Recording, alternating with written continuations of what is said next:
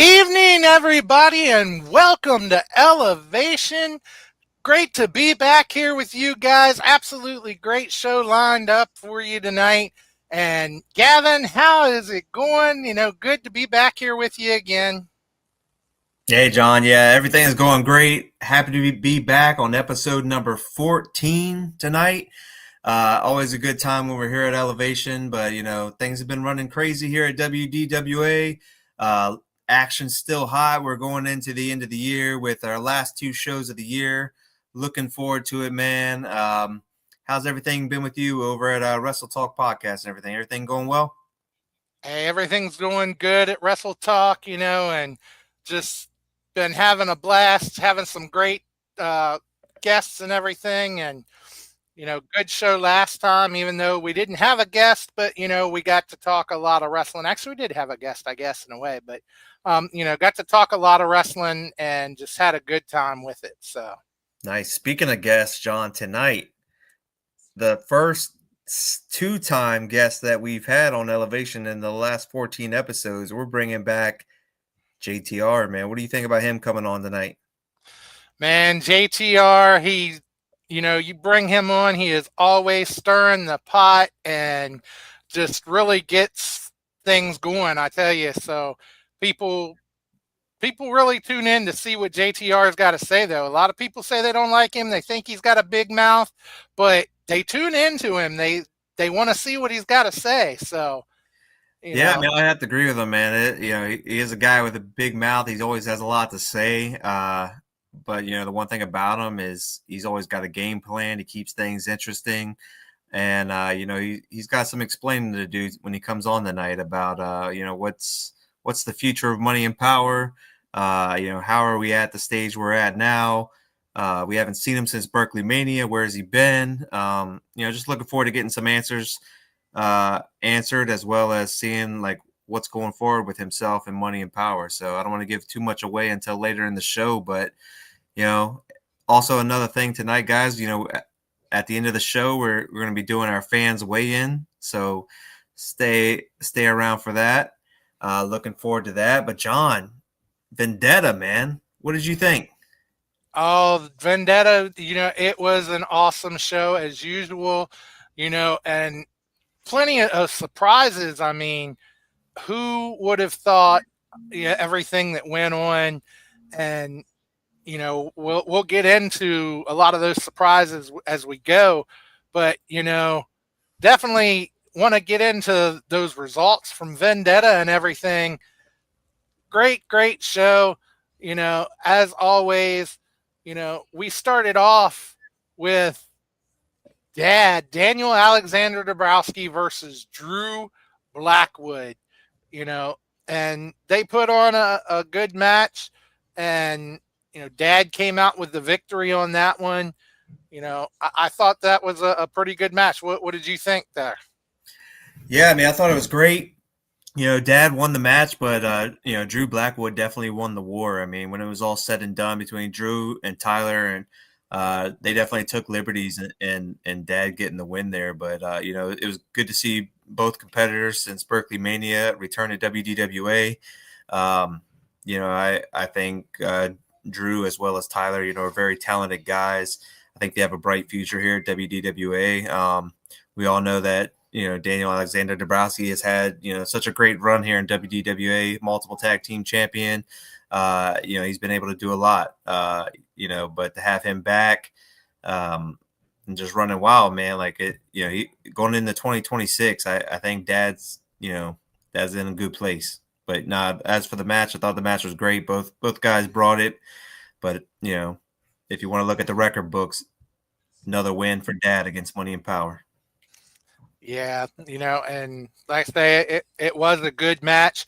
And then, we turned up the heat from there with that Oh yeah. tornado tag match. Oh my gosh, Ivan Ali and Axel Crow tagging against the Legion with Dexter Alexander, and there has been so much turmoil between these two teams, and especially between Axel and Legion, um, just so much leading up to this.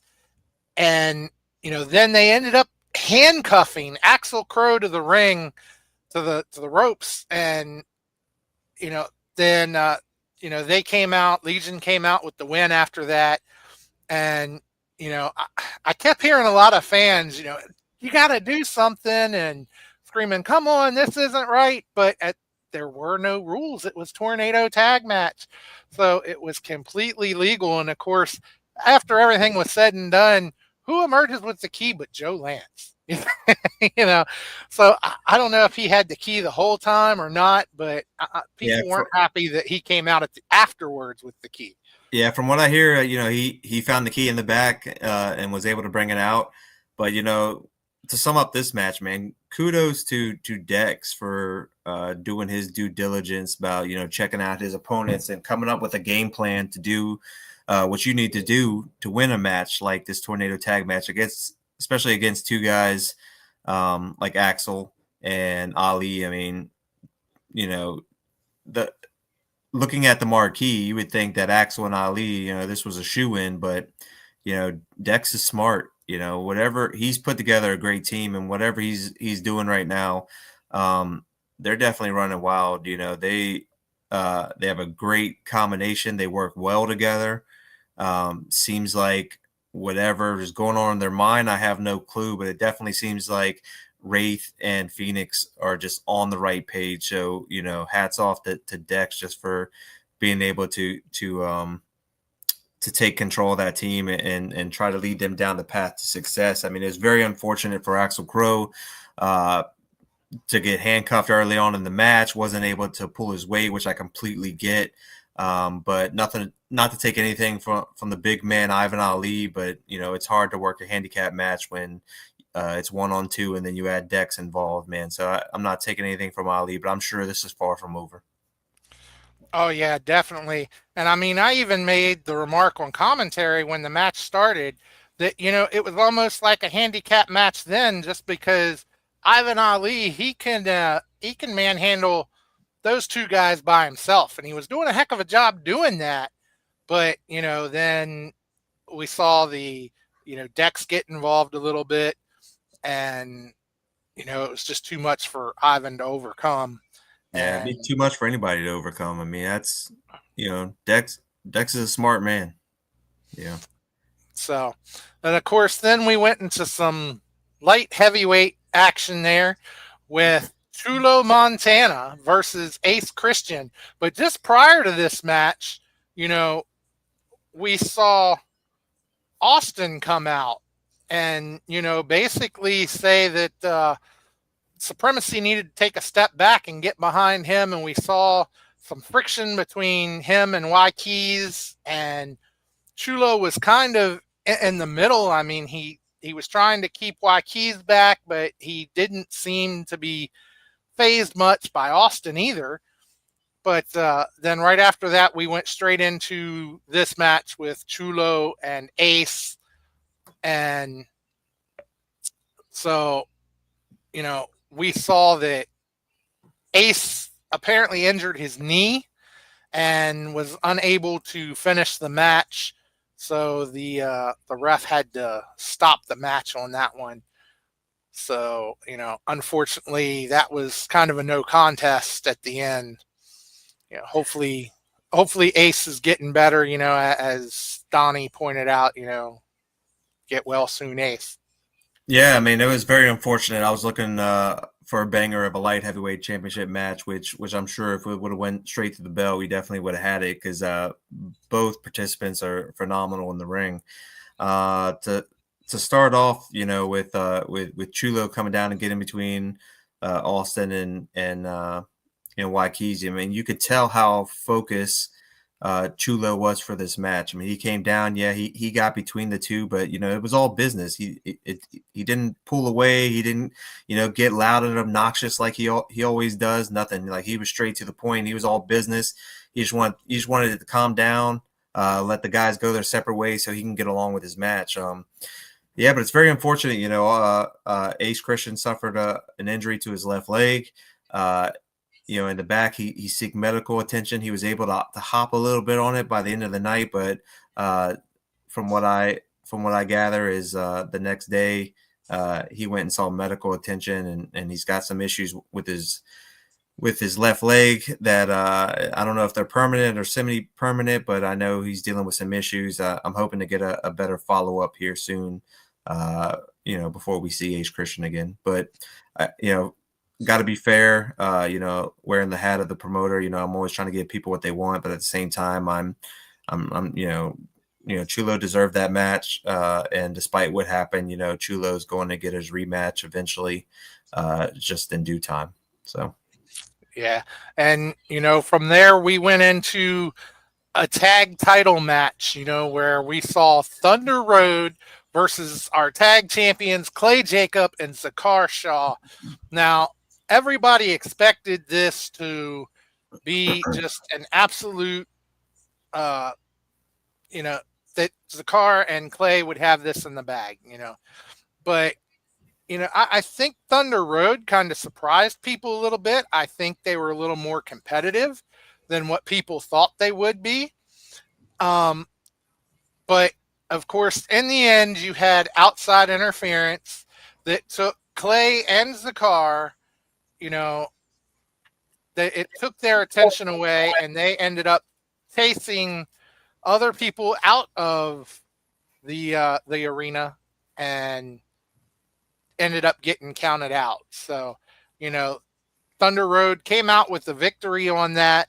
Like you say, according to the record books, Thunder Road came out with the victory, but of course it was by count out, and therefore Clay and Zakar are still our champions, but Thunder Road with the victory, and I don't think anybody saw that coming.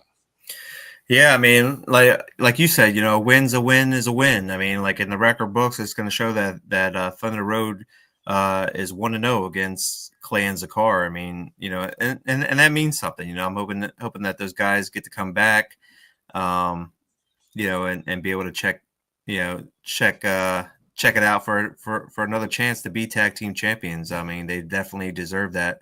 First I want to mention, this match was sponsored by the Henson family, who graciously sponsored this match and got with WDWA to do that. Like what a great family, great fans here at WDWA. So I'm happy they give all that support and love to us. So thank you, a big thank you to the Hensons. Yeah, man. When it comes to Zakar and Clay, like there's not much that I can say more about how good they are in the ring or what they bring to the table or what we think of them as champions. I mean, but it's hard to focus when you have guys like the Uncrowned Kings, Jay and Snook, blindsiding you from behind. I mean, you just don't have enough eyes on your head to focus. So, I guess in a nutshell, man, in the ring, great competitive match. Thunder Road held their own against, two of the top guys. But, I think that if we wouldn't have the Uncrowned Kings come out of nowhere and attack Clay, like, I don't think that the record books would say what they're saying at this moment, John. Yeah, definitely, and it was something, to see the way that, the Uncrowned Kings could just take the attention of Clay and Zakar the way that they did. So, we'll see, because I'm sure that story is far from over. But then, of course, I don't have the graphic for it, but we went into a match that wasn't even scheduled for the night. That's why we don't have the graphic for it, which was Austin Kingsley versus Y Keys. And as I say, this match came from Austin Kingsley earlier in the night coming out and talking about them. Supremacy needing to take a step back. They need to be behind him. It's his time to shine. And, Y Keys kind of took exception to that. And, he came out and he let Austin know, look, I don't stand behind anybody, and so it resulted in the two of them facing off for Austin's Cup. And, Austin obviously came out victorious on that one, but, it was still a good matchup. It was absolutely mind blowing to see how the fans were behind Waikis in this match. After seeing them booing Waikis so much throughout the years, the way they were just able to get behind Waikis was, like I say, just mind blowing. I couldn't believe it. What were your thoughts on the fans getting behind Waikis on that? Like it's obviously something that I didn't think I was going to see, at least not anytime soon. I mean, given the history with Supremacy and Sexy and Blessed, I mean, I would have never bet on it, you know. But what can I say? I mean, I've said it before. Everybody that's come out of Supremacy, all of them super talented. I think that uh, for some reason, Austin just struck a chord with Waikis, and Waikis feels like he's that damn good, which I think he's that good in the ring, and I think the more he comes out and the more we see more of Waikis, I'm hoping that the competitiveness continues to come out more as opposed to all the cockiness, and if that's what the fans like to see, to cheer him on, or if that's what he needs to be successful here in WDWA is to get that energy behind the fans. I mean, go for it, Waikis. Definitely take on it. But I really, I would have never thought that we would have ever seen this match between these guys. These guys have been on the same page since day one. These guys have trained together. We've had them on Elevation together. They've been around each other, involved in each other's matches, have been a part of Supremacy, have had so much success here in WDWA as well as the wrestling world on the East Coast. But I'm with Waikis, man. You can only take but so much to where you got to come out and make a statement. I mean, I don't think any participant, or I'm sorry, competitor in this business should ever take a backseat to nobody. I mean, this isn't, it's a very competitive sport, and everybody is fighting for one spot. I mean, nobody is owed anything. Nobody gets like a cheat pass or nothing. So you always got to be on your game. You always got to bring it. We'll talk a little bit later about how this match ended, but yeah, man, as for watching these two guys in the ring, I don't see this being far from over as well. Yeah, I don't either. And like you say, we will talk about the ending a little bit more later, because what took place in this match is kind of what spearheaded this interview tonight and bringing JTR back. So, we ended the night with a lot more questions than answers, as we always seem to do at WDWA, Yeah. And so then after that, we ended up going into another Wow. tag team match to where we saw the Sigma males versus This Is War. Absolutely great match. This Is War. That's the first time we have seen them together. I mean, we've seen them both in action in WDWA and in singles action, but we have never seen them as a tag team before. So to actually see those two tagging together, they were an awesome tag team. They seem to really be on the same page. And, I hope to see a lot more out of them. Of course, the Sigma males, they have been an awesome force since coming to WDWA, since the two of them got back together, that is. Luke has been an awesome force since he came. And just an absolute great match. And, the Sigma males got back on the winning side of things, in the end of this one. So, Yeah, this was definitely match of the night. I don't even hesitate to say that. From the first bell to the last bell, nonstop action. You didn't know who was going to win. Things were going back and forth. One of my favorite matches in history, is won PWI's greatest match of the year, was when Sting and Lex Luger went against the Steiner brothers. This match, this is from Super Brawl. Like, this match as a kid, when I was a kid, was like, man, something that you never would see, is four babyface guys, top of the game, top of the card, just giving it their all, just to see who is the best of the best. And this is exactly how I felt when these four competitors got in the ring to get together. I mean, it was four guys, two teams. Fans didn't know which way to go, and I could not tell you from throughout the entire match who was more over at that moment, because it was literally back to back to back to back to back, and these guys work well together. The collaboration and tag teams were just phenomenal. My hat's off to both teams and everything they brought to the table.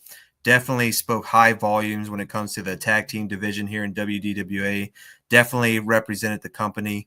Nothing but praise for everybody in this match. But, I definitely want everybody to know, match of the night, you guys, all four of you guys killed it, but Sigma Males did come out on top.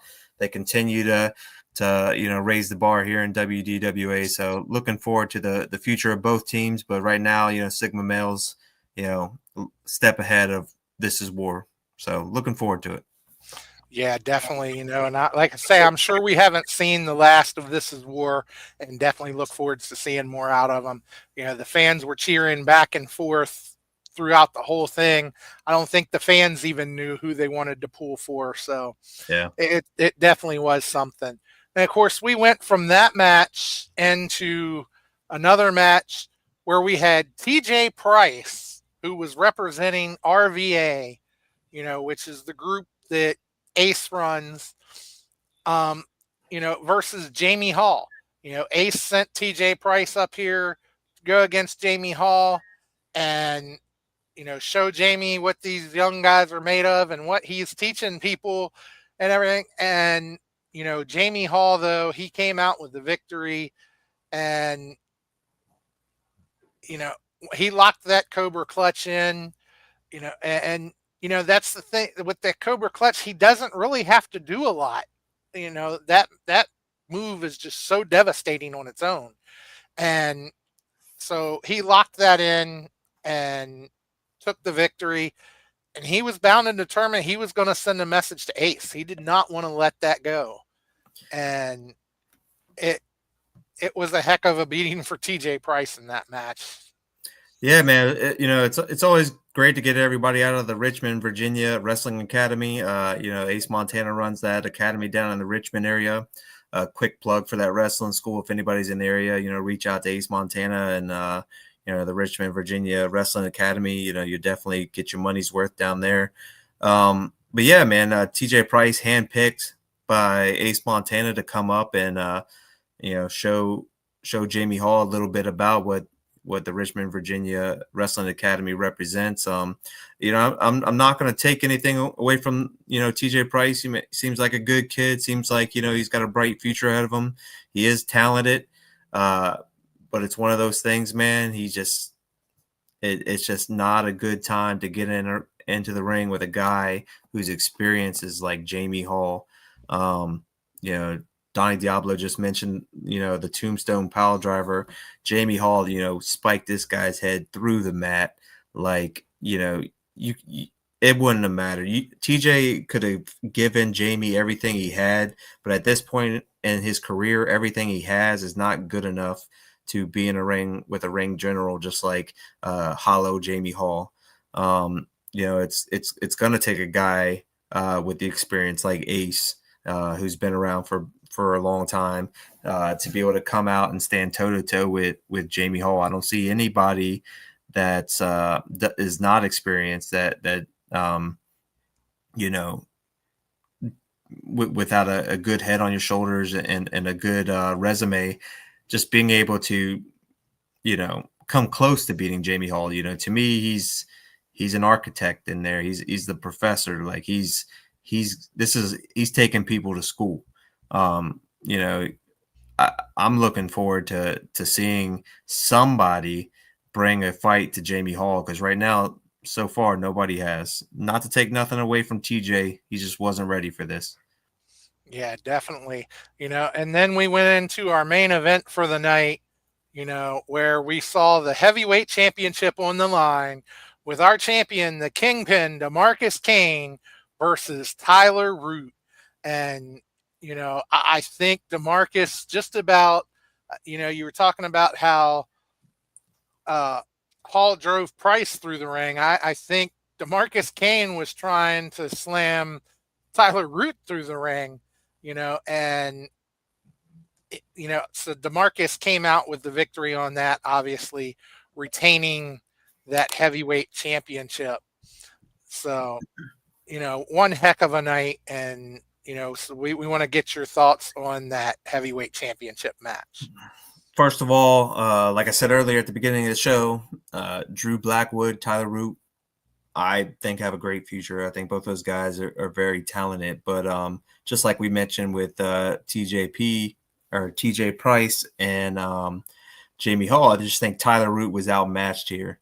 I think that JTR and Tyler Root and the rest of Money and Power had a game plan going in this. They wanted to get the jump start on the Kingpin, attacking him with a chair, beating him before the ring, the bell starts.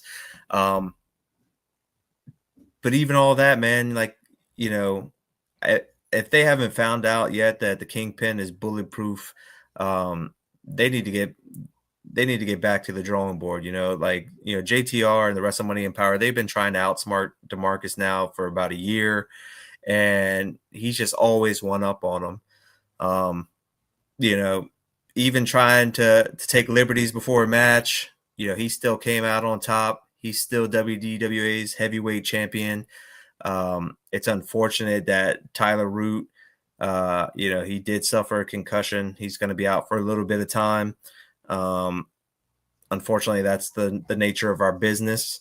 But, you start poking the bear too much, the bear is going to poke back. And DeMarcus Kane, he just unleashed the beast and, definitely put Tyler Root, in his place that night. So hats off to DeMarcus Kane. Looking forward to seeing, his continued reign here as the heavyweight champion. Yeah, definitely. So, and of course, with the end of the night, we saw Austin come out, and I think Austin was kind of trying to deliver a message to DeMarcus, just remind him he's still got that trophy and he's biding his time. So, definitely going to be interesting to see when he decides to cash that cup in. And just, a great night all the way around. And of course, if you missed anything, if you couldn't make it, because it was an early start time, but you had a great crowd even for the early start time. Yep.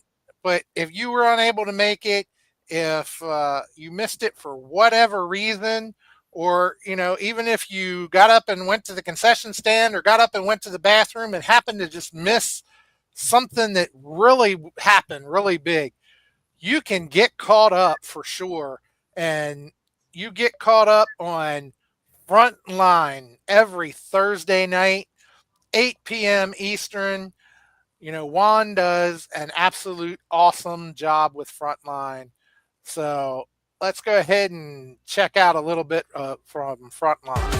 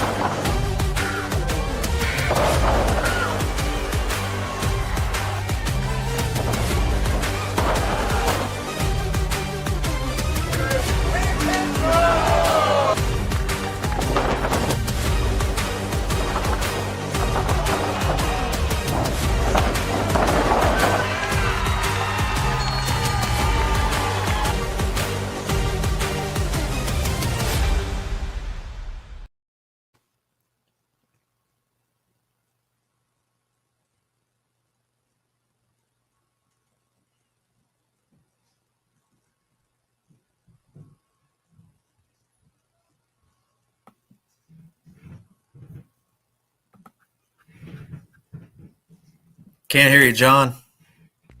Oh, okay. But yeah, definitely, Wild Patriot 22 on YouTube. Juan does an awesome job with that. He seems to catch stuff that even we don't see happen sometimes. We're out front and something happens in the back, and somehow he seems to catch it. I don't know how he does that, but he is just great at catching all that action and putting everything together for you. So definitely check out Wild Patriot 22 on YouTube and check out Frontline. So absolute great production. Yep, definitely give us a like, give us a share, give us a follow. Like you said, Juan does a great job for us over there. I'm proud of everything he does, and thankful for all the hard work. Just like Matt Pinkston said in the chat, Juan is the man. So, thanks, Juan. We love you, buddy, here at WDWA. John, tell us, man, what do you got going on over at Wrestle Talk Podcast? Wrestle Talk, we just keep trying to turn up the heat there. We've got some great guests. You see Wrestle Talk every other Tuesday night, on Facebook, YouTube, we're in multiple places. And, so check us out. Next week it'll be myself and Gabriel Arsene. We will be at the helm of things, and I don't think we have actually confirmed our guest yet, so I don't want to announce it and have it fall through. But as always, we try to get some of the absolute best guests around. So let's check out a little something.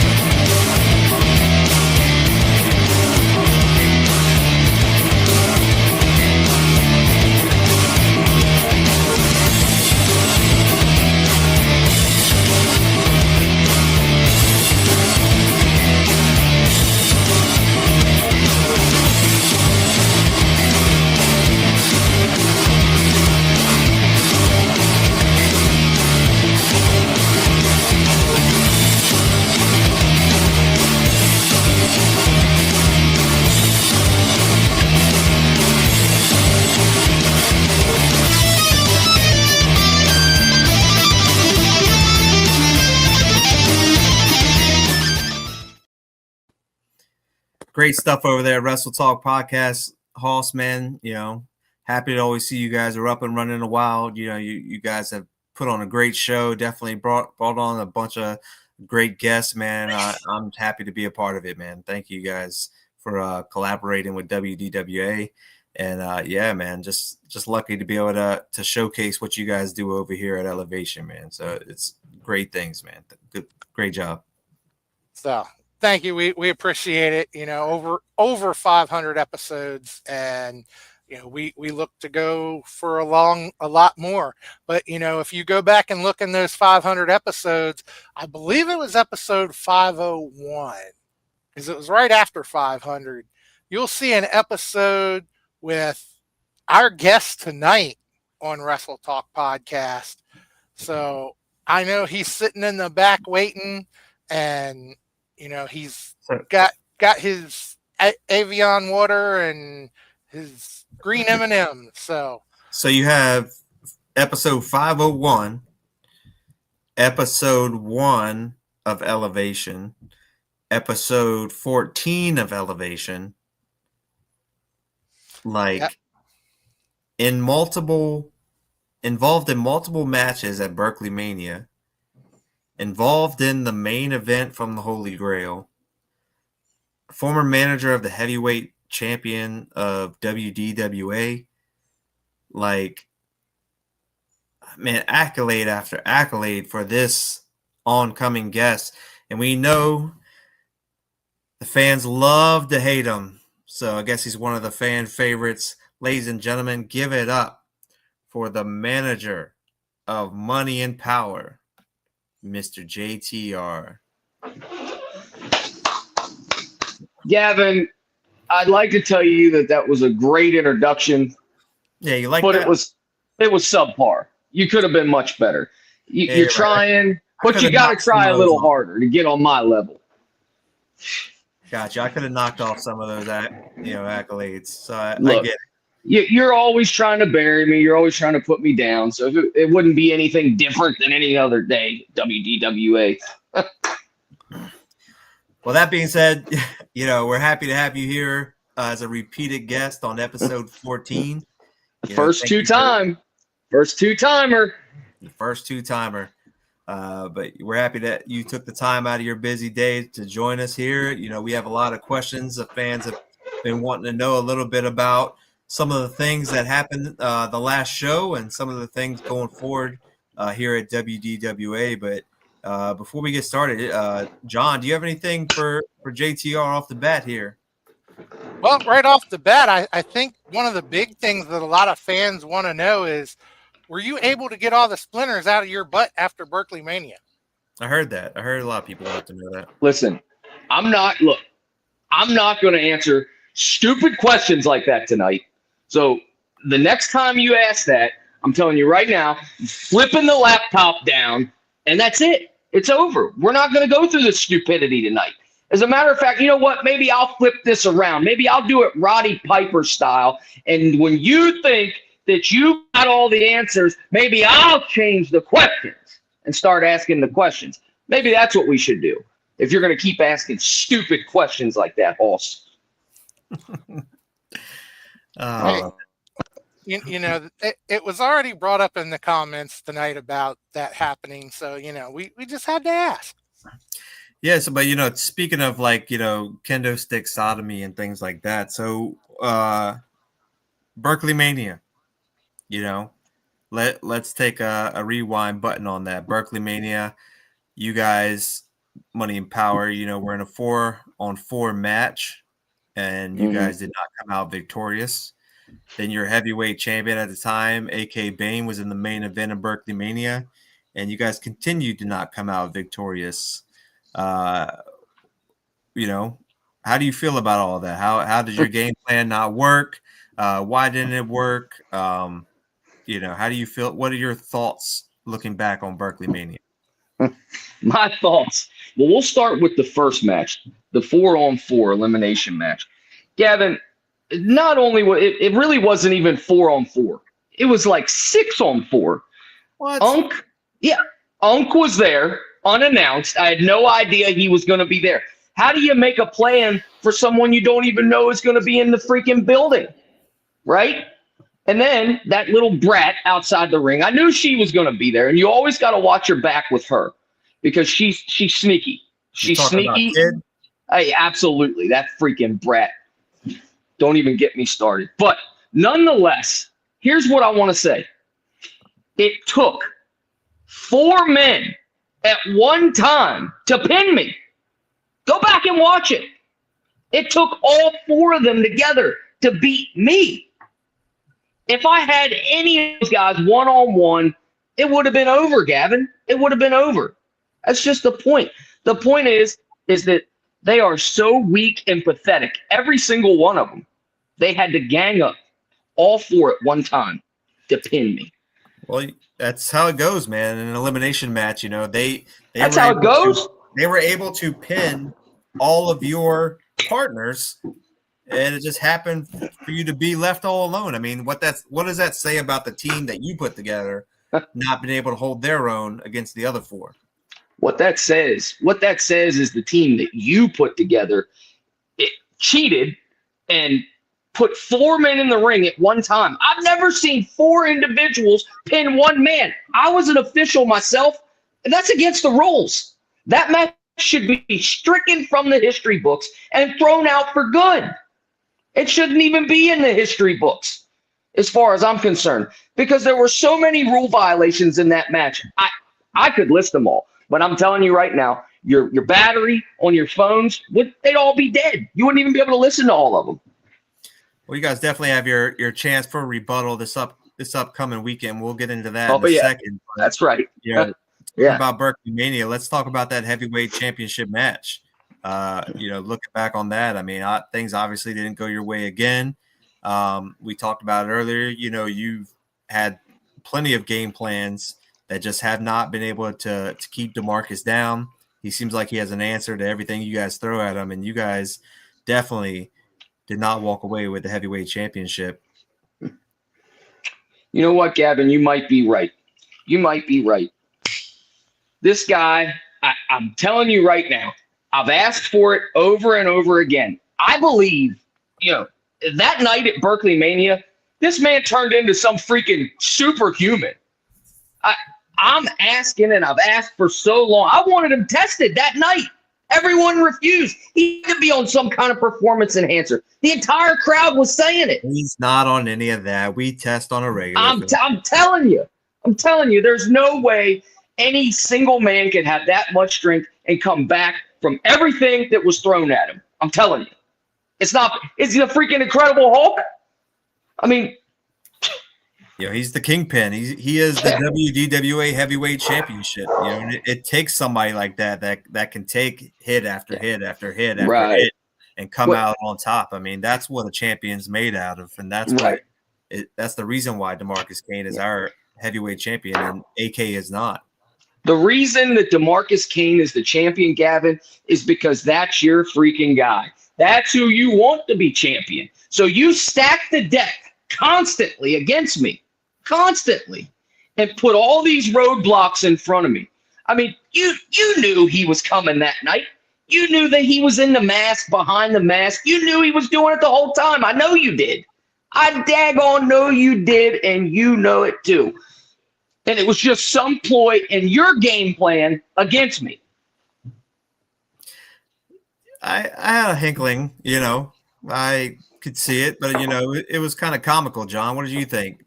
Watching real freaking JTR and the rest of Money and Power freak out and be scared over the purge. Yeah, I tell you what, Gavin. Why don't you stand on your beautiful boat one night, getting ready to go out for a nice, relaxing ride, and have some freaking maniac pop up behind you? I mean, the guy, I don't know how he did it, how he got in, but I'm telling you, I had to sell 3 houses, Gavin, 3 houses this summer just because of that freaking idiot, just to feel safe.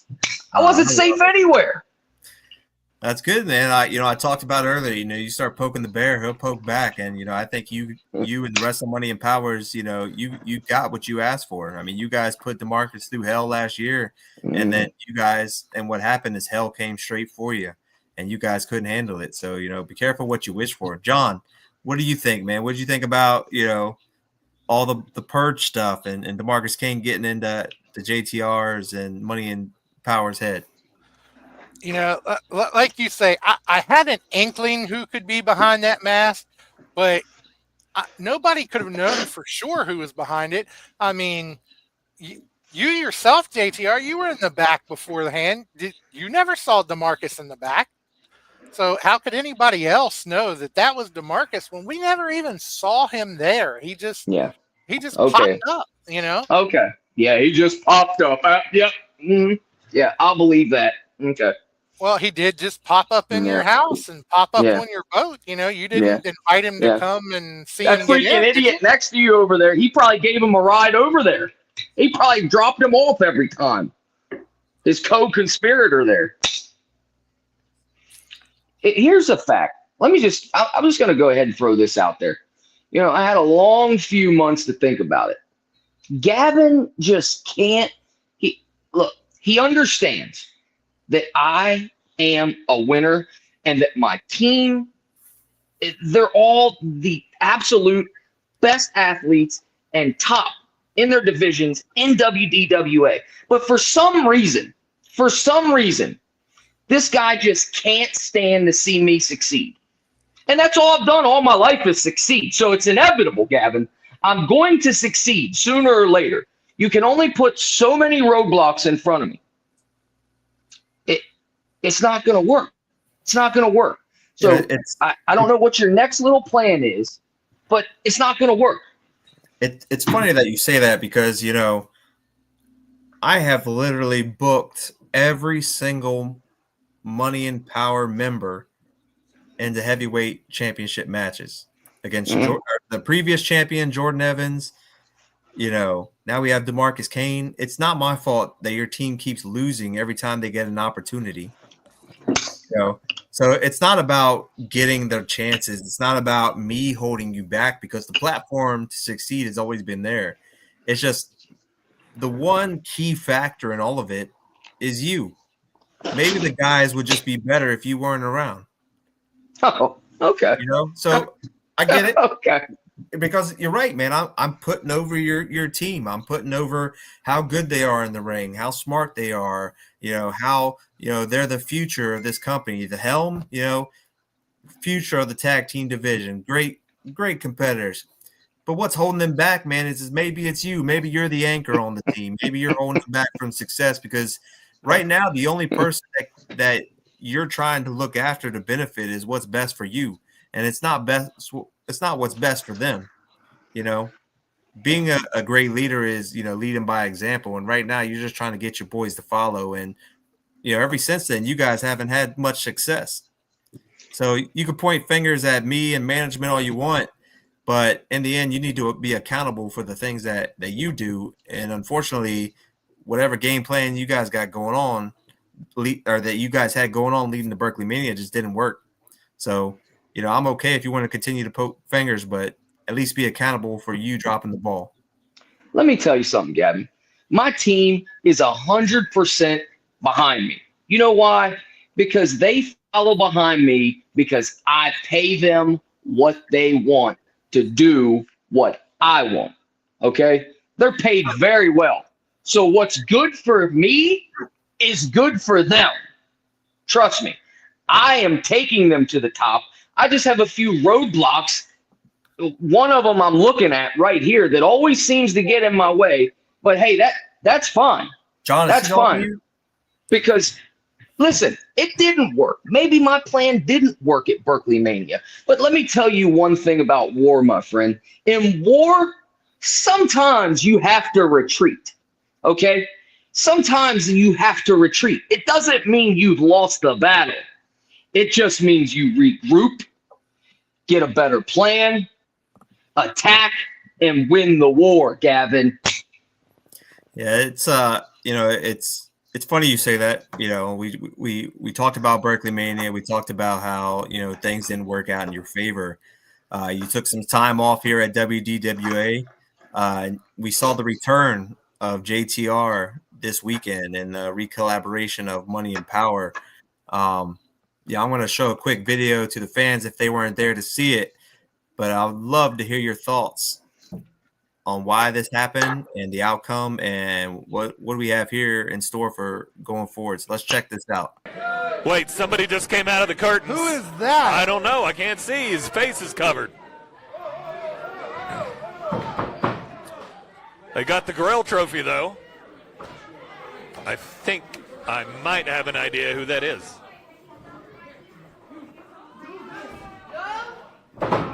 He's given the Grail trophy to Keys and saying, hey, use this. I don't need this. I don't need it. Keys is saying that he don't need it. What did he just slip Kingsley? Brass knucks. Brass knucks. Oh! The power of the punch. 1, 2, 3. With the assist from whoever this is and some brass knucks. Still, the Holy Grail tournament. Kingsley just robbed Keys. Austin Kingsley the Fifth. Looks like Looks like he doesn't even know who this is. we're about to find out. JTR! Joe doesn't like it. And we were talking about it. We haven't seen JTR since Berkeley Mania, really. And JTR now extending a hand to Kingsley.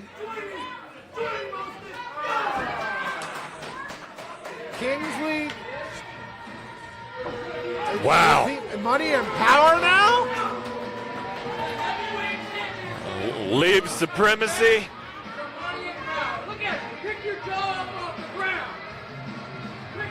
Leaves supremacy in one night and joins Money and Power. And Money and Power Man, they've got an arsenal now.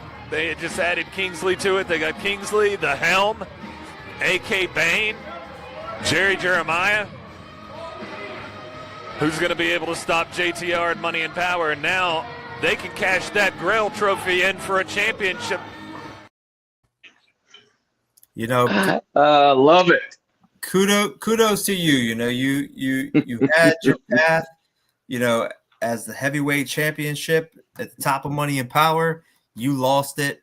You know, I think, you know, you regrouped, and now you're ace in the hole as the guy that holds the Holy Grail. I mean, you know, it's easy to see, you know, why you chose Austin, but, you know, you want to elaborate a little bit more on that?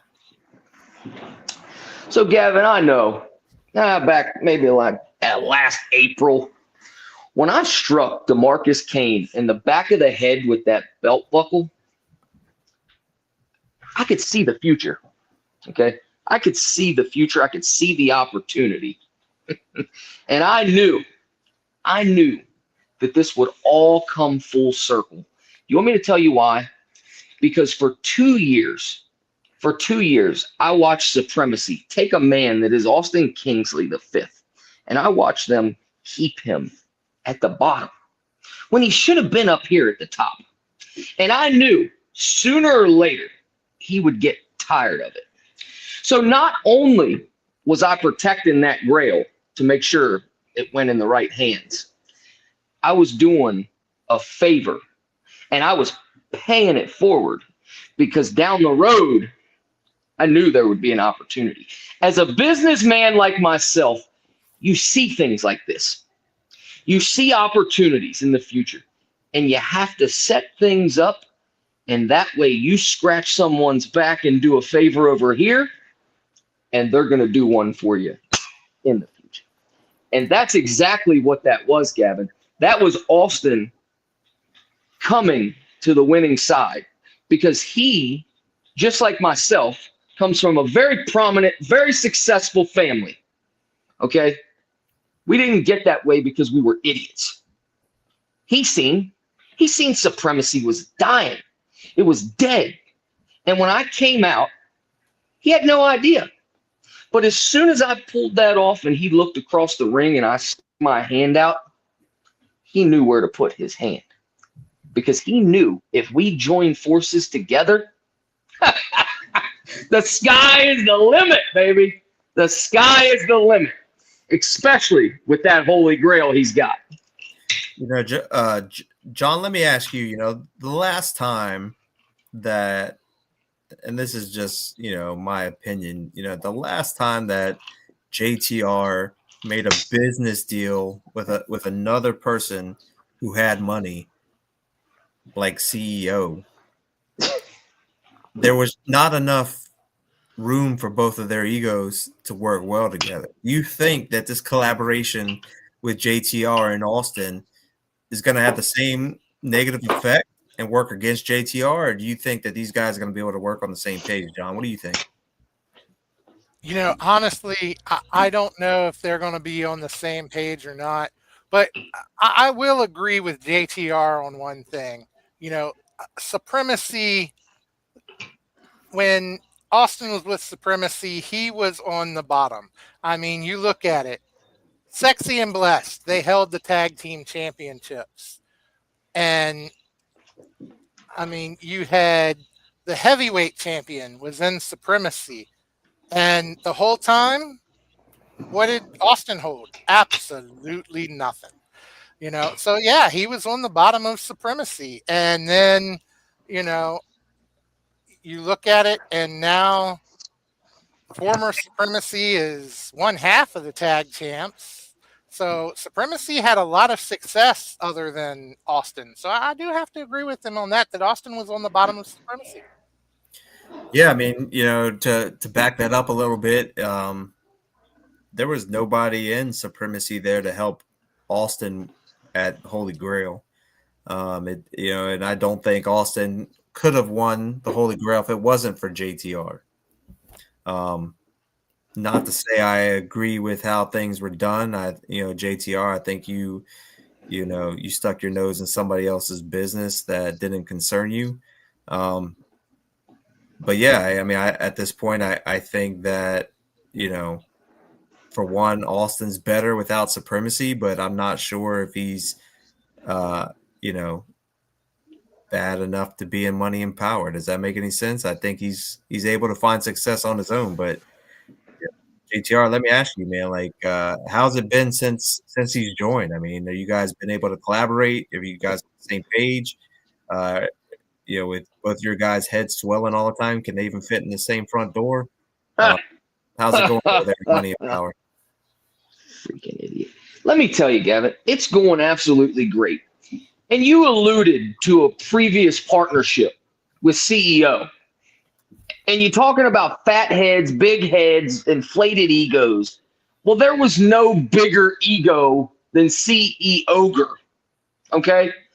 That's why that didn't work. CEO didn't have the same vision that I had for Money and Power. And that's why that didn't work. He also didn't understand that he needed to yield to me. The smarter, better looking, richer, all around better person. And he refused to do that because of his own ego. So what that got him was the door. Now, Austin is a very, very intelligent young man. Okay? It's no secret. I'm a little older than he is. So we have a different type of relationship. Okay? Austin is able to listen and learn and take what I teach him and put that into practice in the ring.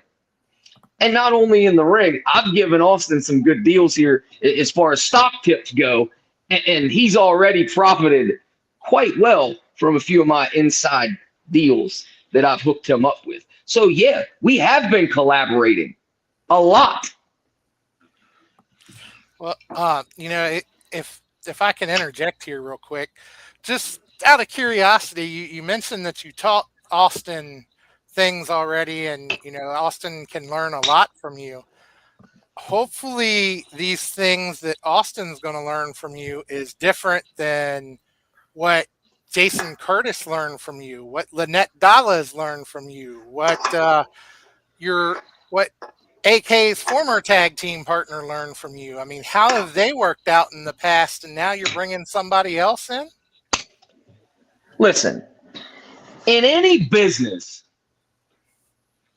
you have turnover, okay?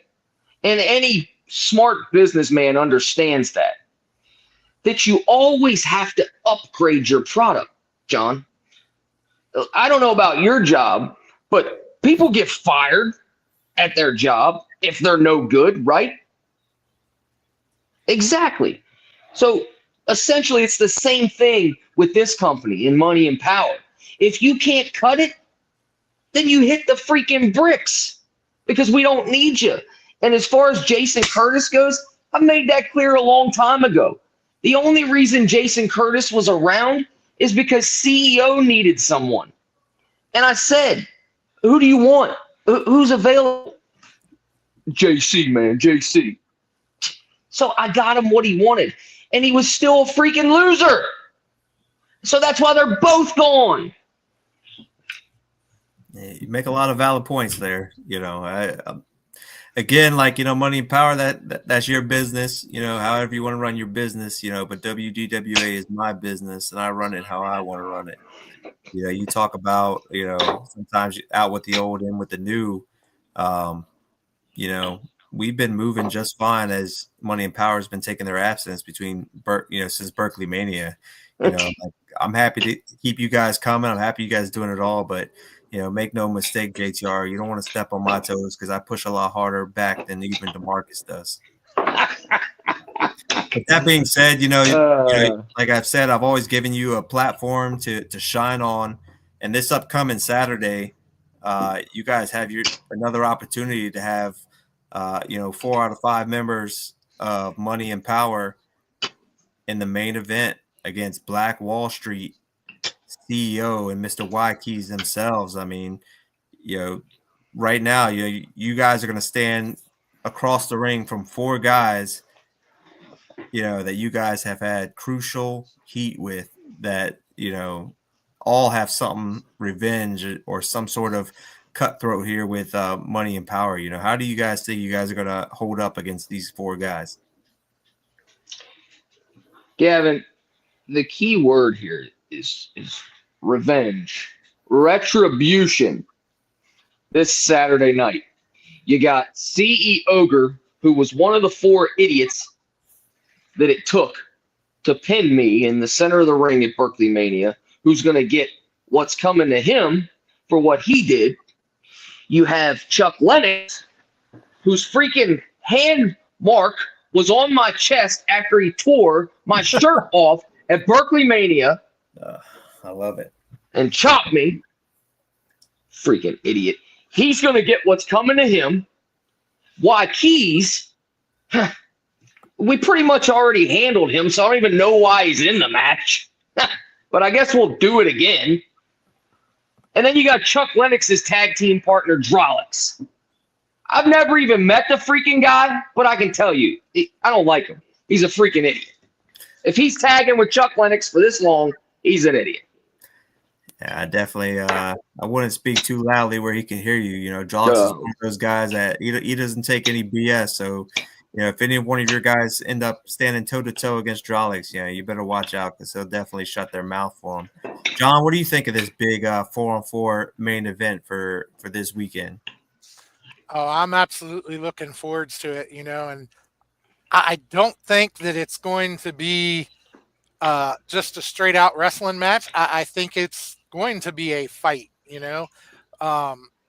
because I know Money and Power, they're going to be hungry. They want to prove that Berkeley Mania was just a fluke. They want to prove that they are somebody to be reckoned with, so they've got a lot to prove out of this match. And of course, we know the history with all the guys on the other side, and they're going to want to show that Money and Power is nothing. So I look for this to be one heck of a fight, and it's going to be something to watch. It really is. Yeah, like we said earlier in the night, all the guys in Money and Power, very well talented. I think JTR has put together a team that's going to be reckoned with. We don't always agree with JTR and the choices he makes and what they do, but as for in-ring talent, he's put together a decent squad here at WDWA that definitely have what it takes to be successful. Standing across former heavyweight champion, CEO, former tag team champions, and Y Keys, former tag team champion, and Chuck Lennox, and one of the best independent wrestlers on the East Coast, Mr. Drolix. This is like an all-star team, so JTR, this is your chance to prove what Money and Power has. I mean, if you guys can beat this all-star team, you guys definitely are definitely making statements, so good luck to you guys this Saturday. May the best team win. On John, do you have anything else for JTR? Just like you said, best of luck to all of Money and Power in this matchup, and you might want to ask security to check under the ring and check around just to make sure there's no kendo sticks or anything before the match, because I freaking moron. like those things. You just can't help yourself. What a freaking idiot.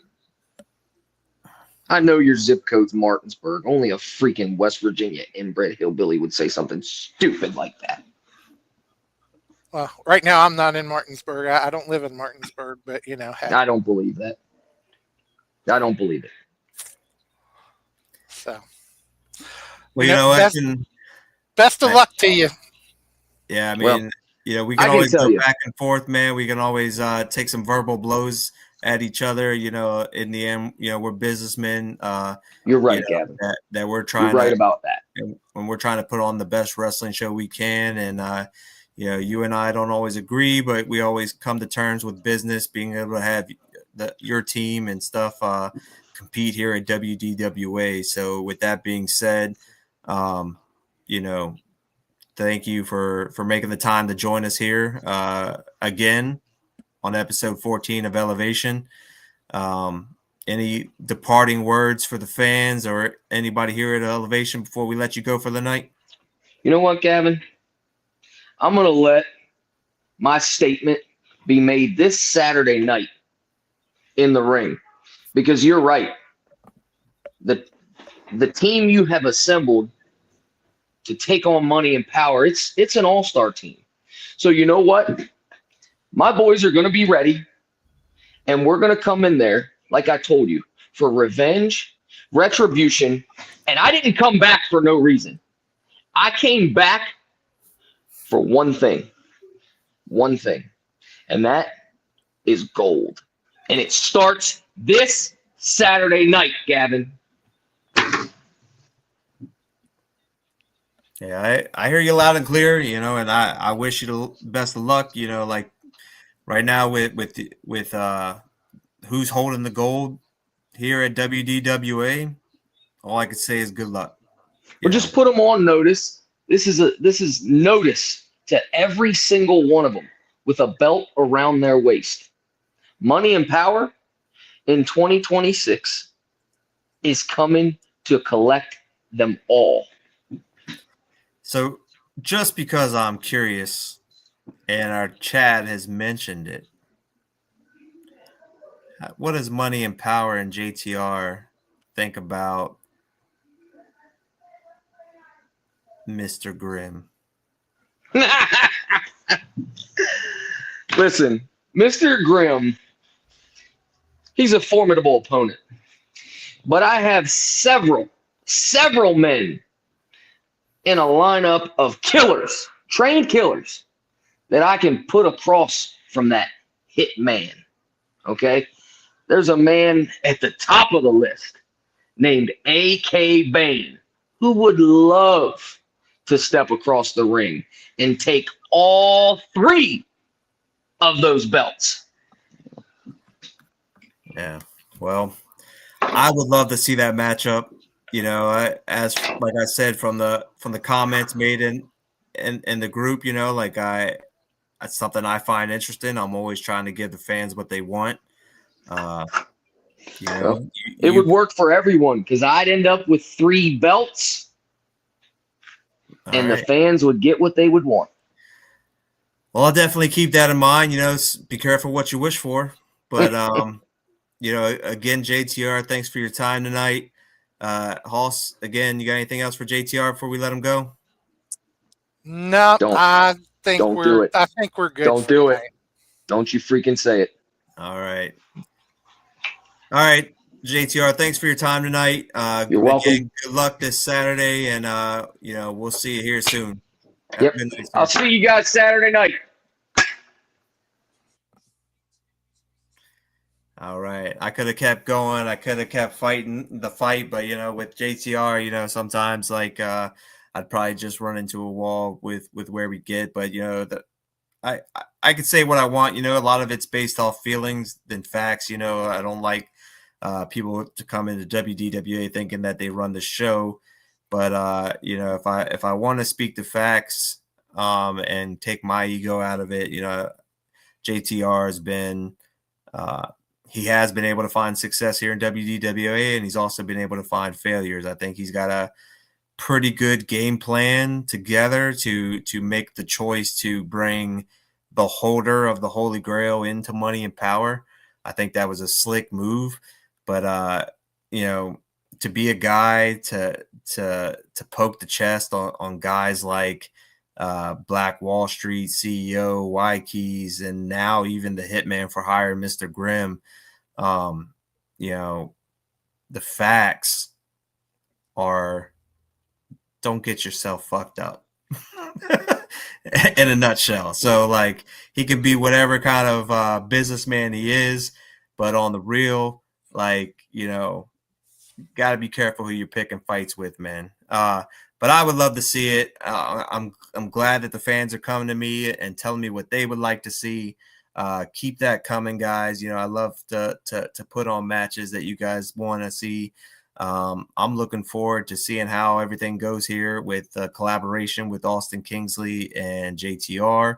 I'm looking forward to this match this weekend. But John, we have a lot of stuff here to talk about. We're about to get into our fans weigh in, but before we do, you want to tell everybody what's going on and how to be a part of the FWWC. Yeah, man, FWWC, we have a really good time over there. It is Fantasy Wrestling Worldwide Chapter. We cut promos, we do a lot of trash talking, a lot of back and forth, and we just have a really good time. And we make picks based on mostly WWE. And if you get the match right, you get a point. If you miss it, you obviously don't. And the person with the most points wins. You can win actual titles like the one Sam Adams stole from me.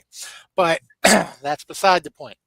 So I think we've got a little thing here for them. If you want to check out FWWC, go to Facebook, Fantasy Wrestling Worldwide Chapter.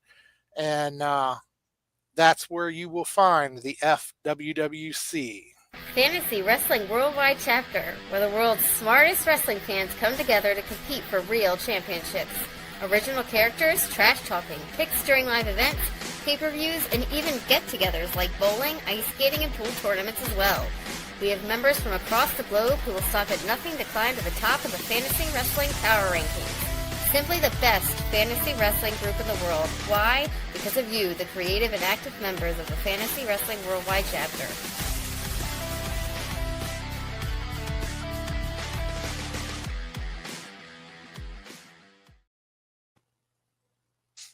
If you're interested in it, hit me up. I'll give you more information. And, actually, Gavin, we've got several of your trainees in the FWWC now. And so, they're working on their promo skills over there and just having a good time. So not only, FWWC, but, be sure to check out the WDWA Academy Pro Wrestling School. You want to sign up for that. The number's there, and Gavin will be happy to talk to you about that and get you all signed up. I know you just recently had a free tryout to see what it was like, and with the head trainer Ryo there, he's a heck of a wrestler, and I've seen some of the training he's given these guys, so they're doing pretty good. Yeah, happy to have Ryo on the team, leading the way as head trainer at the WDWA Academy. We're doing great things over there. These guys are being taught, the right way. They're being taught respect. They're being taught how to respect the business, how to carry yourself. A lot more than just how to do moves and things like that. I mean, this is a business. You got to treat it like a business. It will love you. If you love it, it will love you back. But at the same time, you got to have some thick skin as well. But we take pride in to giving them all the tools they need to be successful. With a guy like Ryo, who's internationally traveled, worked in many promotions, who have worked for WWE, AEW, Ring of Honor, who's attended WDWA tryouts where he's been taught what WWE looks for on how to do things properly, on what they are looking for at a WWE level, which is something that a lot of people don't get. A lot of people just know from what they're taught locally and stuff like that. So it's nice to have somebody that's went across those borders. And honestly, I've even learned a lot from Ryo, as well as the other guys that we've been having coming in and out of the school training. You mentioned, we just had an open house. We had a great turnout, a lot of hungry people that are looking to, make a life out of pro wrestling and give it their all. We're hoping to get them signed up here soon at the wrestling school. But yeah, if anybody out there is interested in becoming a wrestler, feel free to reach out to myself, reach out to WDWA's social media, reach out to Ryo or his social media, and we'll do our best to point you guys in the right direction. even if it's not with WDWA Academy, I know this is bad for business, but like I love professional wrestling more than I like, to benefit from it. Like if anybody just needs help to find a local school in their area, or just have any questions in general, I'm happy to help people research, to find, other places to travel, or to check out. I'm not the only school in the area. There's other schools. I'm not, throwing anybody under the bus, or I'm not praising anybody, but like I know who runs the schools that are going to teach you well. There's some up and coming schools that are just kicking off, that have a great leader with a great mind. But feel free to reach out to me if you guys have any questions, and I'll point you in the right direction, whether that's at WDWA or not. I want everybody to love the business like I love the business. It's a great place to be. So definitely feel free to reach out. But yeah, thanks for that quick plug. Always appreciated, John. But I have to say, before we go into our fans weigh in, two things. One, who won last time? Well, last time you and I actually had the same exact picks. Oh, wow. So last time Trevor only got 2 right. But remember, there were 8 matches. We only picked 7 because we didn't know about the other one. Gotcha. But so Trevor got 2 right, and you and I both got 4 right. So the moral of the story: don't go with Gavin. But all right. And then number 2, what I wanted to say, is just so everybody's aware that we're bringing in a fan to weigh in that refused to come on if JTR was on, who's she's been the mainstay here at WDWA for quite some time. Everybody knows about her.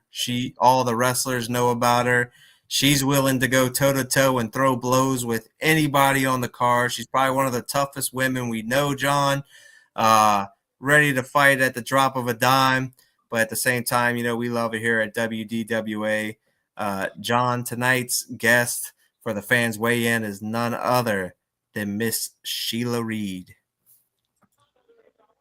How's it going, Sheila? Okay. Did you like that introduction? Yeah. What do you think about JTR on here tonight? I wasn't on there. I know you guys are. I know you love having JTR around. No. I don't. All right, Sheila, are you ready to let the WDWA and Elevation audience know who your picks are for this weekend? Yeah. All right. Just like John said, I'm not very good at this. John's hit or miss, but Sheila, we're hoping that you could take the gold here. You ready? Yeah. All right, John, take it away. All right. So obviously, we're going to be talking about this weekend's up and coming show, Count Your Blessings. This coming Saturday night, South Berkeley Fire Hall. Make sure that you're there.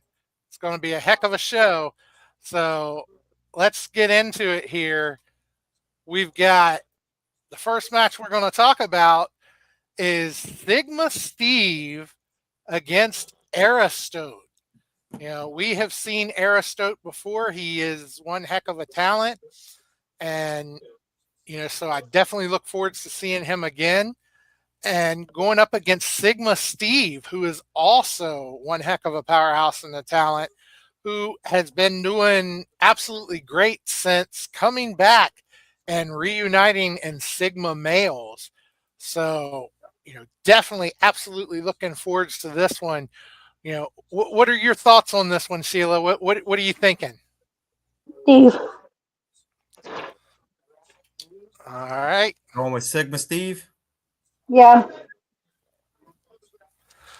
So Sheila's thinking Steve's going to take this one. Gavin, what are your thoughts?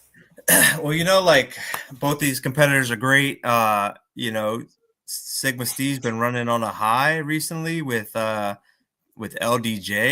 They've been killing it as the Sigma males.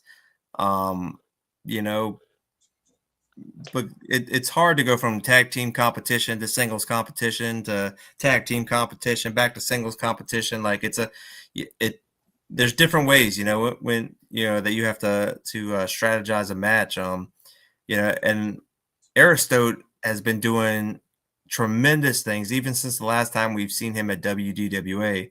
I mean, I keep an eye on him. I see what he's going on. I think he's on a whole nother level than the last time the WDWA fans saw him. I definitely think he's bringing a lot to the table here. I'm looking forward to this match to see both these guys together. But I'm going to have to go with Sigma Steve on this just because, he's got the audience behind him. And, like I said, he's on a roll right now. So I'm going to go with Sigma Steve. John, what about you? All right. So that is 2 for Sigma Steve. And, I think I'm just going to have to go right along with it as well with Sigma Steve.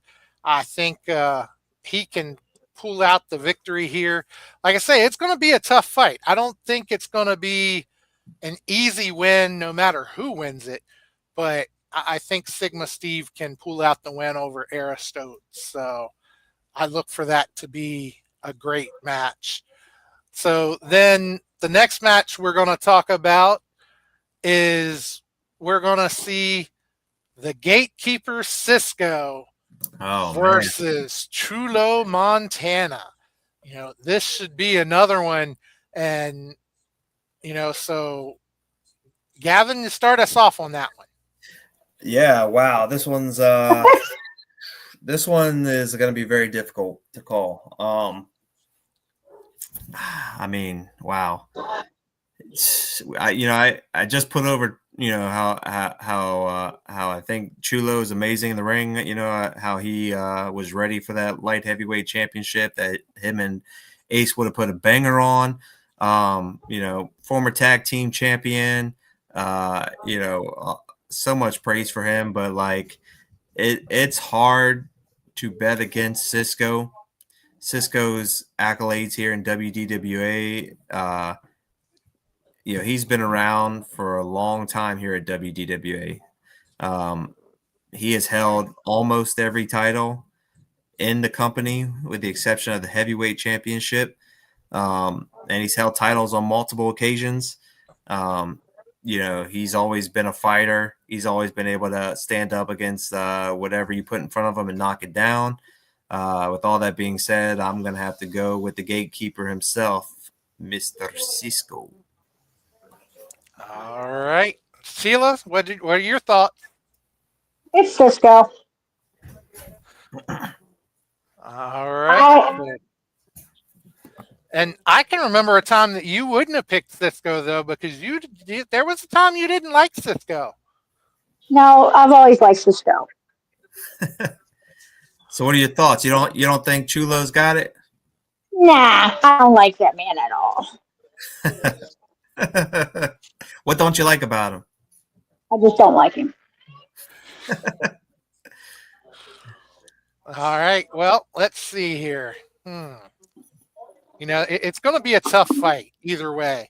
And, Chulo, I can see him coming out and he's going to want to win this. He wants to get to that Mid-Atlantic Championship or the light heavyweight championship, either one. He just wants a title. I don't think he cares.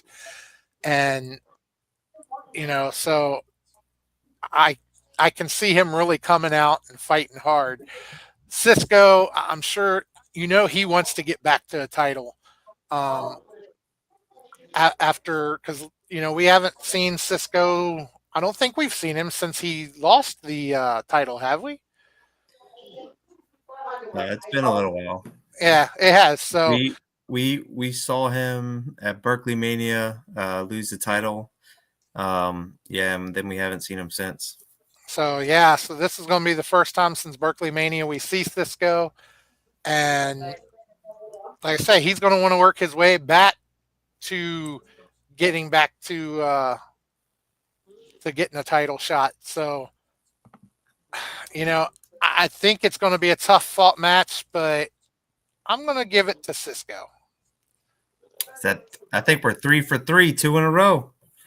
Yeah, that means we're all going to be wrong. That's that's my fault. So the next match we're going to talk about, and we Oh, talked about two of them. sorry. Let me before you move ahead. Diablo's on it, man. Sorry, I've been hitting the head a lot. I forget some things, but we did recently see Cisco and Victor Jones versus Mr. Grimm recently. Oh, yep, that's right. Yep. Yep. So, okay. But we've talked about these two a little bit earlier from last time. We're going to see a tables match between Ivan Ali and Wrath. Now, of course, you're going to have Dex in the corner of Wrath. Wraith. Wraith. I don't know why I keep calling him Wrath, but you'll have Dex in Wraith's corner, and so this one, once again, it's going to be a tough one to call because you're really going to have almost a 2-on-1 because Dex is going to get involved. But I know Ivan Ali can handle both of them. And, after what they did last match, I look for Ivan to come out on top on this one. I really don't. So yeah, I'm going Ivan. Yeah, they definitely lit a fuse under Ivan Ali. I would not want to get in the ring with that guy after pissing him off. Phoenix is not supposed to be there. From what Dex has told me, it's supposed to just be Wraith. So if that's the case, I don't have a doubt that Ivan Ali is going to be able to take Wraith and put him straight to a table. I know that. When Phoenix and Wraith and even Dex was together while Axel was handcuffed, they were able to put Ali through a door. But I don't think they can take down Ivan Ali even 2 versus 1. So my money's on Ali. Well, and that's another factor to think about. He's not on the card, but will Axel be lurking around somewhere? You never know. He could be, and he would want revenge for the handcuffing. So, that's something else to think about. What do you think would happen to WDWA if Dex was able to get a guy like Ivan Ali to sell his soul to him? Like, Not gonna happen. Could you imagine that force? Oh, can't imagine. Let's just hope that doesn't happen. Sheila, who do you think is going to win this match? Ivan. She didn't even hesitate. I don't like Dex. What about Wraith? I don't like him either. He got rabies. Oh, he got rabies. Uh-oh. Yeah. Well, be careful not to get bit, Ivan. You mentioned earlier that you do testing for performance enhancing stuff. You might want to start doing some rabies testing. Yeah, we'll have to talk to a local vet. But yeah, so then we're going to look at this tag team championship match. We've seen all this trouble that's been caused by the Uncrowned Kings and Lady Glory, and now they get a championship shot against Clay Jacobs and Zakar Shaw. This match is going to be a heck of a match. So, Gavin? Yeah, so, first of all, this match is being sponsored by the Right Boys Hauling. The Right Boys Hauling has always been so good to us here at WDWA. They've sponsored a lot of different matches, and they've sponsored, they used to sponsor shows back in the day, but they've always been, very good to WDWA when it comes to showing us some love. But with that being said, normally, like I think for people to get championship matches, I feel like they need to earn it. But in this case, the champions are asking to face these guys because, maybe these guys were smart to take the chances that they took because if their end goal is to get a tag title shot, and that's what it took to do it. I mean, that's smart planning. but they're going to be in the ring now across from these guys. They're not going to be coming from behind. They're not going to be taking cheap shots 2-on-1. This is going to be 2-on-2, toe-to-toe. And like we mentioned before, these guys are like the mega powers. They're two of the best WDWA's had to offer. Both of them multi-time heavyweight champions. Like if you're gonna pick a fight, like these two guys, like you should not pick a fight with. But I mentioned it before. I think Snook's great in the ring. We've seen Jay in the ring plenty of times. Definitely, a great master of the art. Like, he's very good. I don't know much about Lady Glory, with the exception of the fact that she is very ballsy, man. Like, she doesn't care who it is. She'll go straight after Clay. She'll go straight after Zakar. Doesn't matter how tiny she is. She's very tough, and she doesn't back down. So, this one's going to be hard to call, because it's like, do I think that Snook and Jay could beat them in a tag team match? No. Do I think that they could have tricks up their sleeve with Lady Glory to outsmart them to become champions? Yes. But if I'm betting on, like, it doesn't matter who's going to take the outcome, you know what? Gosh, it's hard, but I just would say at this point, they've had the upper hand twice now over the tag team champions. So I'm going to go with an unpopular decision on this one. I'm going to say that the Uncrowned Kings leave WDWA's, Count Your Blessings, the new tag team champions. Sheila, your thoughts? Nah, it's gonna be Clay. It's a car. All right. So she's thinking Clay and Zakar. Personally, I think the Kings the Uncrowned Kings, they have made an enemy that I don't think they thought about it when they made.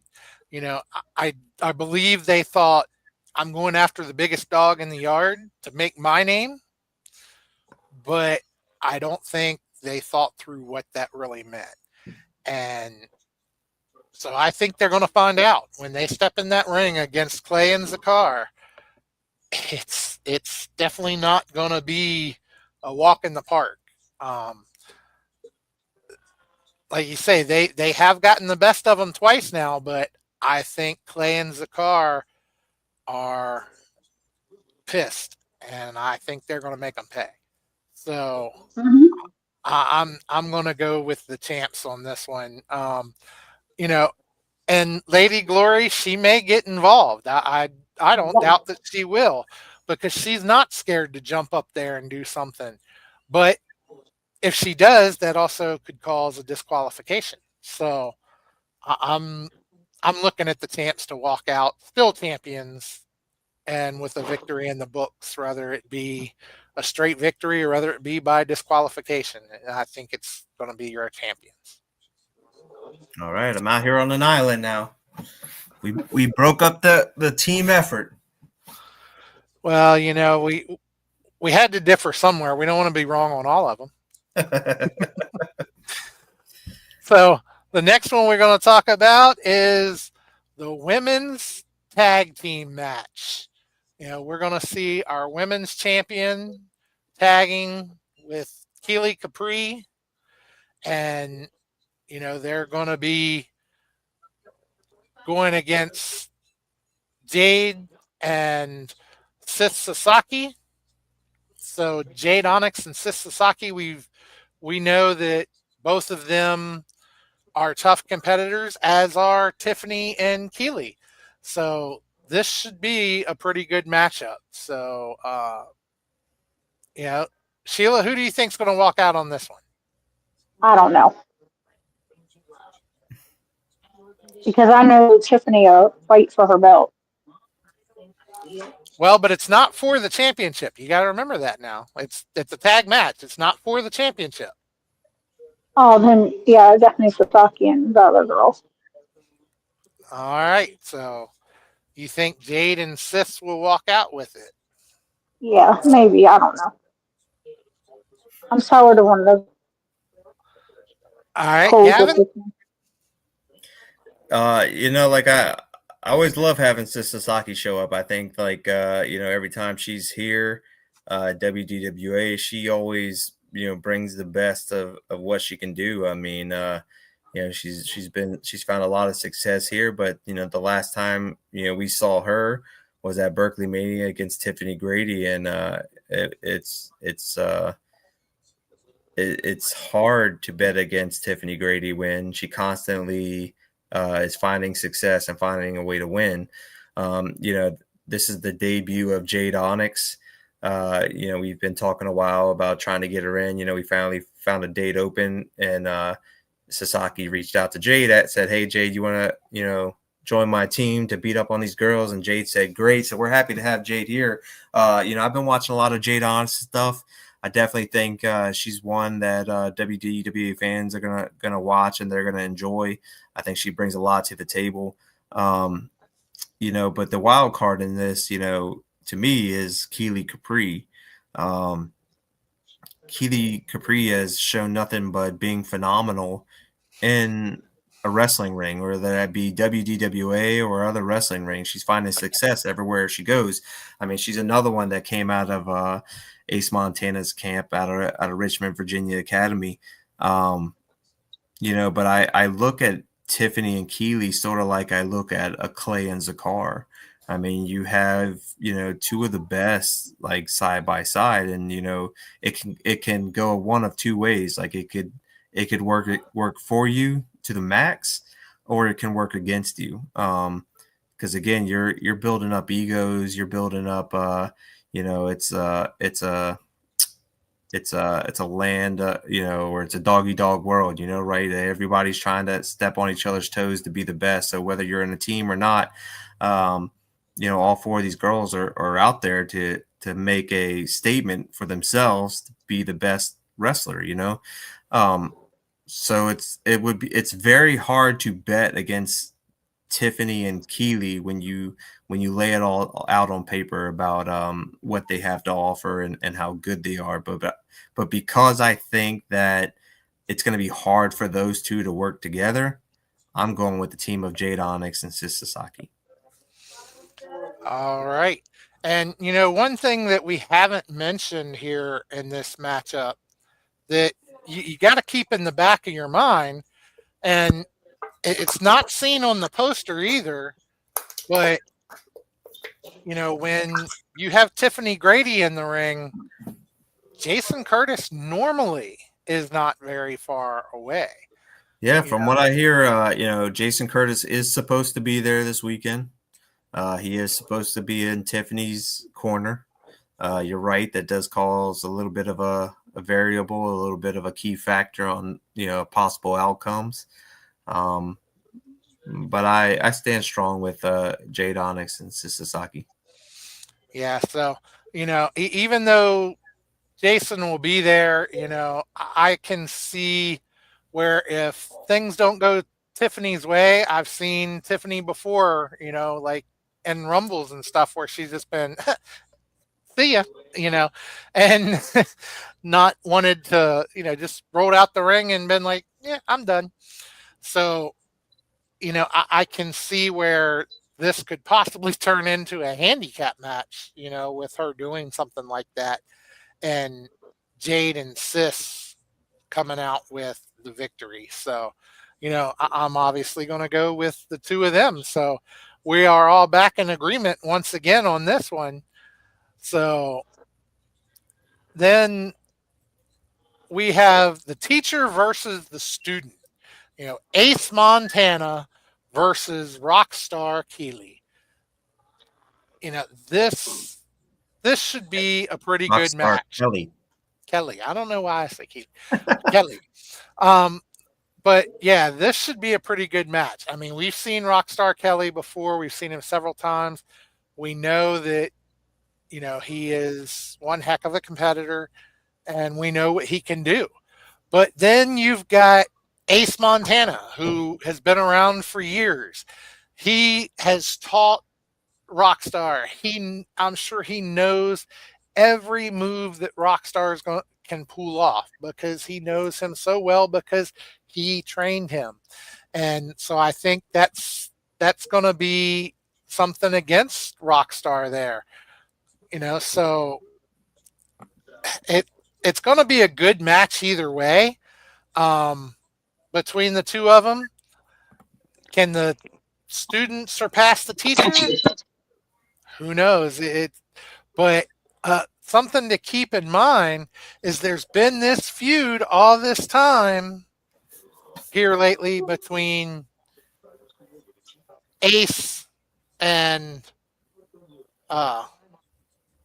Jamie Hall. yes, why my mind went blank, I don't know.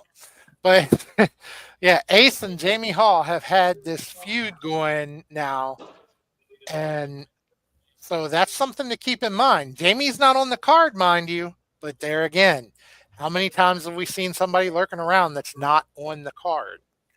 Yeah, Jamie Hall is not scheduled to show up.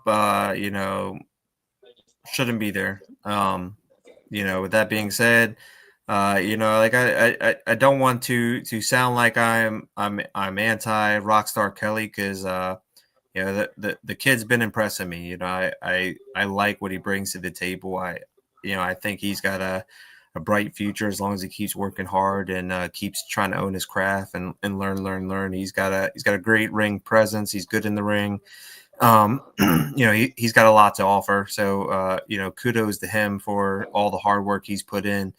But the one thing I know about Ace Montana is Ace Montana's he's teaching Rockstar Kelly everything that Rockstar Kelly knows, but he's not teaching Rockstar Kelly everything that Ace Montana knows. With that being said, I don't think that the students has a chance of beating the teacher. These two have actually wrestled at WDWA, and I think it's going to be the same outcome that it was last time. I think Ace Montana for the win. All right, and I think I'm going to go Ace. And so, Sheila? I'm going with Ace too. 3 for 3. Alex Dale said Rockstar Kelly for the win, with or without Jamie Hall. All right. Then Rockstar Kelly. So, so far there's only one that we've disagreed on. So, that's the tag team championship. Yep, that's the only one we've disagreed on so far. So then the final match that we have to talk about here is the eight-man tag. What was that? Ew, ugly JTR. Ugly JTR off there on the right hand side. Yep. I know Sheila can't wait for this match. I know she's excited to see this match. And we all know that she is going to be pulling for money and power on this one without a doubt. I don't think so. If I can beat up JTR, then I'll pull for everything. Sheila told me she wants to enter the Rumble this year for her chance to face off against JTR. No, I can't do that yet. Soon enough.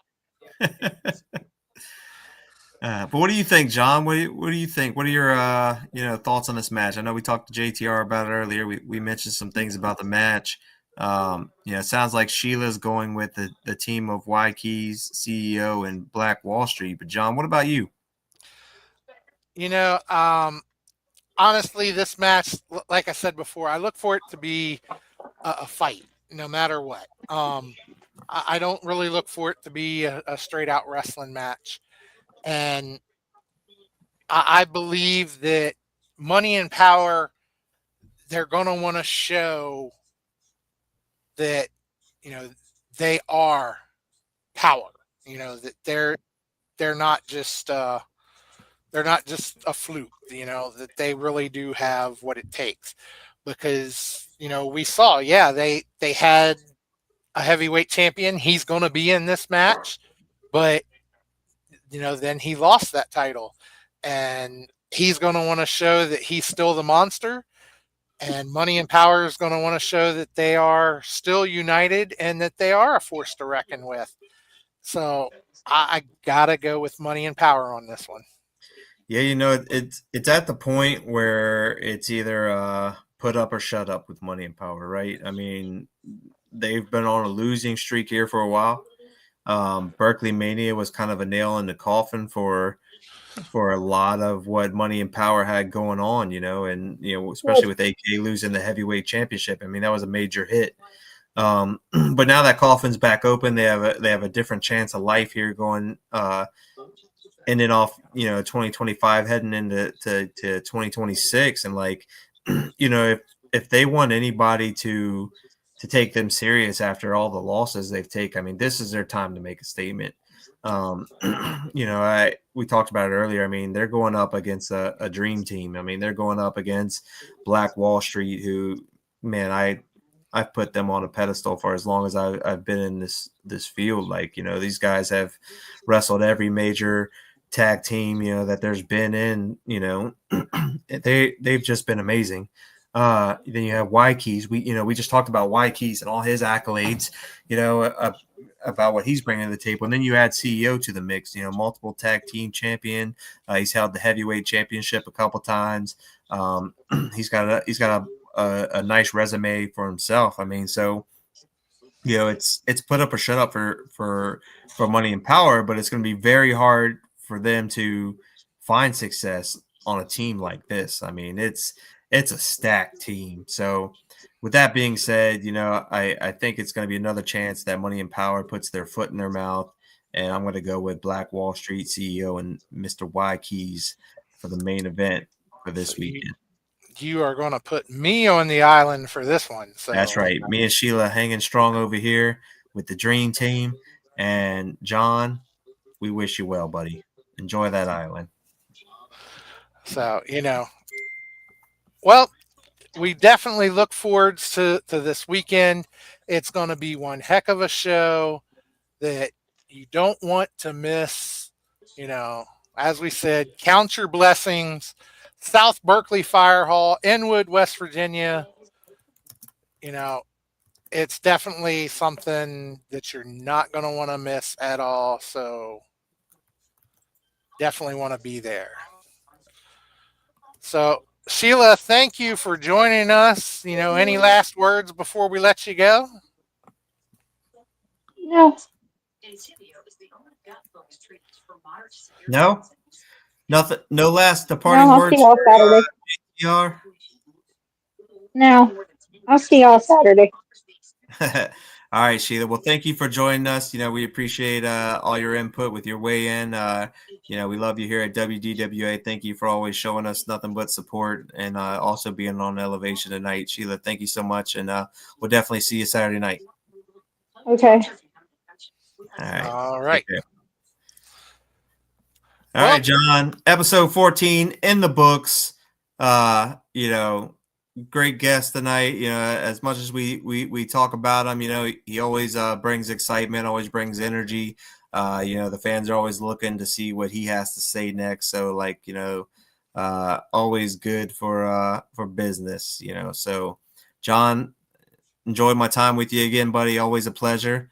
Can't wait to do this again on episode 15. Got Count Your Blessings coming up this Saturday in Inwood, West Virginia at the South Berkeley Fire Hall. Doors open up at 5:30, bell time 6:15. If you're able to make it, we'd love to have you there. John, I know you'll be there.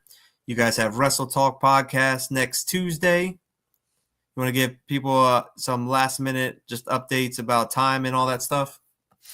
Yeah, just Wrestle Talk podcast. 8:05 Eastern Time, 7:05 Central Time. We do it every other Tuesday, and like I say, 8:05 Eastern Time, just like the old days of Monday Nitro. They started 8:05, so kind of a throwback to them. And myself and Gabe, we will be there as the hosts. We'll be steering the ship, and we'll have a great guest lined up for you, and just absolutely look forward to it. There'll be plenty to talk about, so don't miss it, and be sure to be there for Count Your Blessings this Saturday. Gavin, it's been a lot of fun, and definitely look forward to episode 15, where I'm sure we'll have plenty to talk about again, and probably more questions than answers once again, because that just seems to be the common theme for for the WDWA show. Yeah, that's what we like. We like to leave everybody on their seats, but I'm always happy with the way shows are. I have no complaints. I think everybody's doing a killer job, but the real blessing to all of us have been the fans. They've shown us nothing but love. We couldn't do what we do without them. We thank each and every one of you, whether you guys are showing us love on the Elevation podcast or watching Frontline or checking us out on social media or attending our shows live. You guys have done nothing but show us love, and we love you in return. So thank you to each and every one of you. John, we have managed to keep this under 2 hours. This will make our wives happy that we'll be able to go to bed on time. But yeah, John, always a pleasure, buddy. It's great, doing another show with you. Looking forward to number 15. Ladies and gentlemen, thank you guys for joining Elevation tonight. I am the owner of WDWA, Mr. Gavin Jackson. That is Hardcore Haas. He is the current FWWC Hardcore Champion and also one of the voices you hear at Wrestle Talk Podcast. We will see you guys in 2 weeks for another episode of Elevation. Have a good night.